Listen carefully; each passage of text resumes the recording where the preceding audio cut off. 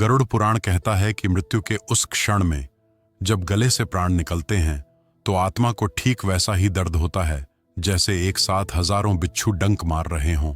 उस भयानक पीड़ा के बीच आंखों के सामने एक ऐसा अंधेरा छा जाता है जहां अपनी ही चीख सुनाई नहीं देती। उस वक्त इंसान का शरीर तो बिस्तर पर पड़ा होता है, रिश्तेदार रो रहे होते हैं, लेकिन आत्मा एक अलग ही दुनिया का सच देख रही होती है। एक ऐसा सच जिसे झुठलाने का वक्त अब निकल चुका होता है। जरा सोचिए, जिस शरीर को आपने पूरी जिंदगी संवारा, जिसे आईने में देखकर आप खुश होते थे, आज वही शरीर एक पुराने और मैल भरे कपड़े की तरह जमीन पर बेजान पड़ा होता है। आप यानी आपकी आत्मा उससे कुछ इंच ऊपर हवा में लटकी हुई होती है और देख रही होती है कि कैसे आपके अपने ही लोग, जो कल तक आपकी एक खरोंच पर रो देते थे, आज उस शरीर को जल्दी से जल्दी घर से निकालने और जलाने की तैयारी कर रहे होते हैं। यह कोई कहानी नहीं है, यह वह अंतिम और नंगा सत्य है जिसका सामना हर एक को करना होता है, चाहे वह महलों में रहने वाला राजा हो या सड़क पर सोने वाला भिखारी।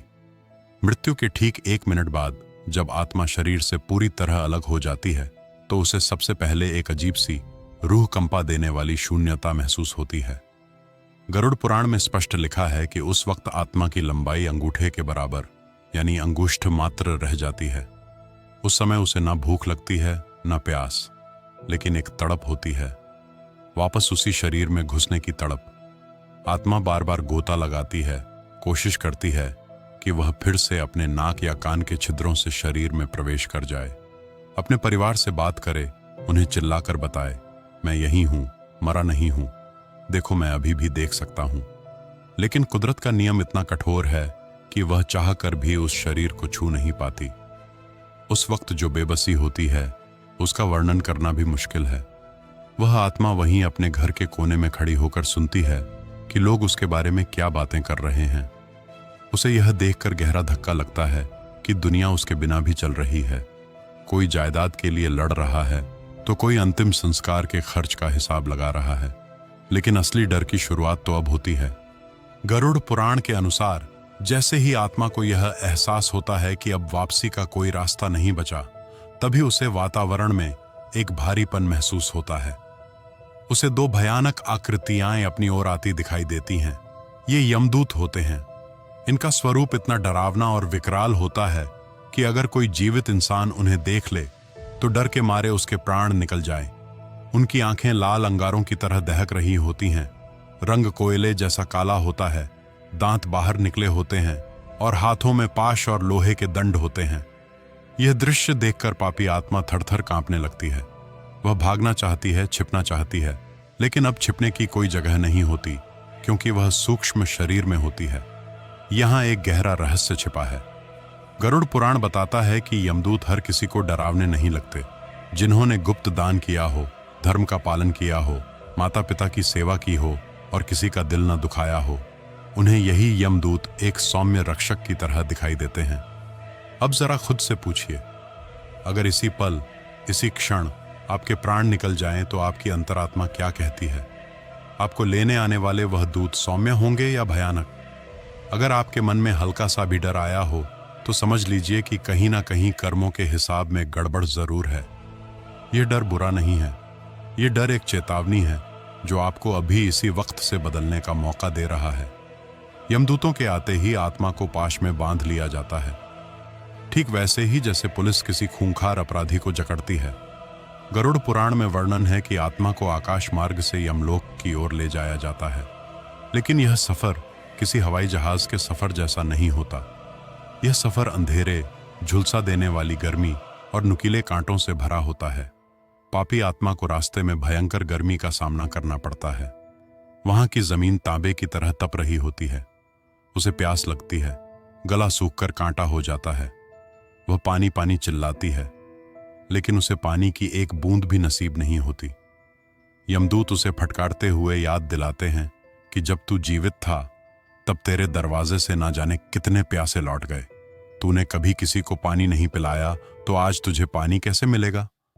उस वक्त आत्मा को अपने किए हुए हर एक छोटे से छोटे पाप का, हर एक कड़वे शब्द का पछतावा होता है। वह चीखती है, दया की भीख मांगती है, लेकिन वहां दया की कोई जगह नहीं होती। वहां सिर्फ न्याय होता है और न्याय हमेशा कठोर होता है। परंतु यहीं पर गरुड़ पुराण हमें एक उम्मीद की किरण भी दिखाता है, एक राहत का रास्ता बताता है। यह अंधकार अंतिम सत्य नहीं है। शास्त्र कहते हैं कि अगर किसी व्यक्ति के अंतिम समय में उसके कानों में भगवान का नाम पड़ जाए, या वह खुद अंत समय में राम, कृष्ण या शिव का नाम ले ले, तो यमदूतों की पकड़ ढीली हो जाती है। उनके पुत्र और परिजन अगर उसके निमित्त तुरंत दान पुण्य करें, तो इस कठिन रास्ते पर भी उसे छाया और पानी मिल सकता है। इसीलिए हमारे सनातन धर्म में मरने वाले के मुंह में गंगाजल और तुलसी डालने की और कान में गीता का पाठ सुनाने की परंपरा है, ताकि उस पवित्रता के प्रभाव से यमदूत उसे कम कष्ट दें। यह बात हमें समझाती है कि हमारे संस्कार और हमारे द्वारा किए गए अंतिम कर्म कितने महत्वपूर्ण हैं। एक सही संस्कार आत्मा की पूरी यात्रा बदल सकता है। जब आत्मा को यमलोक ले जाया जाता है, तो उसे वहां सिर्फ 24 घंटे के लिए रखा जाता है। वहां उसे उसके पूरे जीवन का लेखा जोखा, जिसे हम आज की भाषा में लाइफ रिव्यू कहते हैं, एक तेज झलकी की तरह दिखाया जाता है। चित्रगुप्त, जो यमराज के प्रधान लेखाकार हैं, अपनी विशाल बही खोलते हैं। उस किताब में आपके हर एक विचार का, जो आपने मन में भी सोचा था, हर एक शब्द का, जो आपने फुसफुसाकर बोला था, और हर एक कार्य का पाई पाई का हिसाब होता है। आप दुनिया से झूठ बोल सकते हैं, पुलिस से बच सकते हैं, कोर्ट कचहरी में गवाहों को खरीद सकते हैं, लेकिन चित्रगुप्त की उस किताब में एक भी शब्द गलत नहीं लिखा होता। और ना ही वहां कोई रिश्वत चलती है। वहां कोई वकील नहीं होता जो आपको बचा ले। वहां सिर्फ आपके कर्म ही आपके गवाह होते हैं, और आपके कर्म ही आपके जज। इस 24 घंटे के प्रारंभिक दर्शन के बाद आत्मा को वापस धरती पर उसी घर में छोड़ दिया जाता है जहां उसकी मृत्यु हुई थी। यह गरुड़ पुराण का एक बहुत ही रोंगटे खड़े करने वाला हिस्सा है। अगले 13 दिनों तक आत्मा अपने ही घर में, अपने ही लोगों के बीच भटकती रहती है। यह समय आत्मा के लिए सबसे ज्यादा कष्टदायक और भावनात्मक होता है। उसे भूख और प्यास सताती है, लेकिन वह कुछ खा नहीं सकती, क्योंकि उसका भौतिक शरीर जल चुका है। गरुड़ पुराण कहता है कि इन 13 दिनों में परिजनों द्वारा जो पिंडदान और तर्पण किया जाता है, उसी से आत्मा के नए यातना शरीर का निर्माण होता है। पहले दिन के पिंडदान से सिर बनता है, दूसरे दिन से गर्दन और कंधे, और इसी तरह 10 दिनों में पूरा शरीर बनता है, जिससे वह आगे की यात्रा कर सके।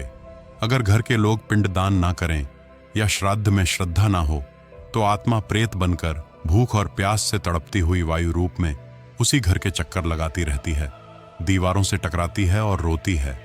गरुड़ पुराण यहाँ 3 बातों की कड़ी और स्पष्ट चेतावनी देता है, जिन्हें हर इंसान को ध्यान से सुनना और समझना चाहिए। पहली बात, जो लोग खुद की मर्जी से अपनी जान लेते हैं, उनकी आत्मा को सबसे ज्यादा कष्ट भोगना पड़ता है, क्योंकि उन्होंने ईश्वर के दिए हुए समय के चक्र को तोड़ने का अपराध किया है। ऐसी आत्माएं न तो धरती पर रह पाती है और ना ही यमलोक जा पाती हैं। वे बीच में ही एक गहरे अंधकार में लटकी रहती हैं, जब तक कि उनकी प्राकृतिक मृत्यु का समय पूरा नहीं हो जाता। दूसरी बात, जो लोग धोखे से किसी अनाथ या विधवा की संपत्ति हड़पते हैं, मरने के बाद उन्हें लोहे की गर्म सलाखों से तब तक दागा जाता है जब तक उनका पाप धुल ना जाए। और तीसरी, सबसे महत्वपूर्ण बात, जो लोग बेजुबान जानवरों को सताते हैं, उन्हें मारते हैं, अगले जन्म में उन्हें उसी जानवर की योनि में जाकर वही कष्ट भोगना पड़ता है। प्रकृति का हिसाब बिल्कुल बराबर होता है।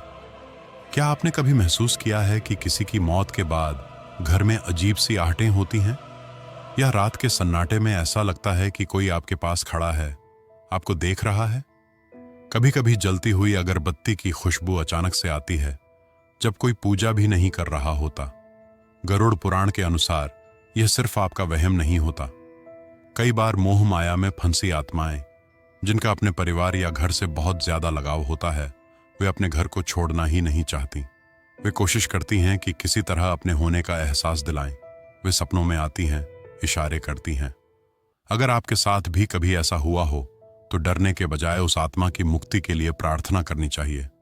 अगर यह सुनकर आपके रोंगटे खड़े हो गए हों, तो मन ही मन एक बार अपने इष्ट देव का नाम जरूर लें, क्योंकि प्रभु का नाम ही वह वज्र कवच है जो आपको हर तरह के अदृश्य भय से बचाता है। 13 दिन बीतने के बाद यमदूत फिर आते हैं और आत्मा को हमेशा के लिए उस घर से ले जाते हैं। अब शुरू होती है वैतरणी नदी की यात्रा। गरुड़ पुराण का यह अध्याय सबसे ज्यादा डरावना और सावधान करने वाला है। इस अध्याय को हम अगली वीडियो में विस्तार से बताएंगे। अगर यह वीडियो आपको सोचने पर मजबूर कर गया हो, अगर आपके मन में थोड़ा सा भी भय, पश्चाताप या परिवर्तन की इच्छा जागी हो, तो समझ लीजिए कि गरुड़ पुराण ने अपना काम कर दिया है। इस ज्ञान को यहीं मत रोकिए, इसे आगे बढ़ाइए, किसी एक ऐसे व्यक्ति तक पहुंचाइए जिसे इसकी सबसे ज्यादा जरूरत हो सकती है। जाते जाते इस वीडियो को लाइक और धार्मिक पुराण टीवी चैनल को भी सब्सक्राइब कर लीजिए और कमेंट में जय श्री हरि विष्णु जी लिखकर अपना आभार व्यक्त कीजिए। आपका बहुत बहुत धन्यवाद।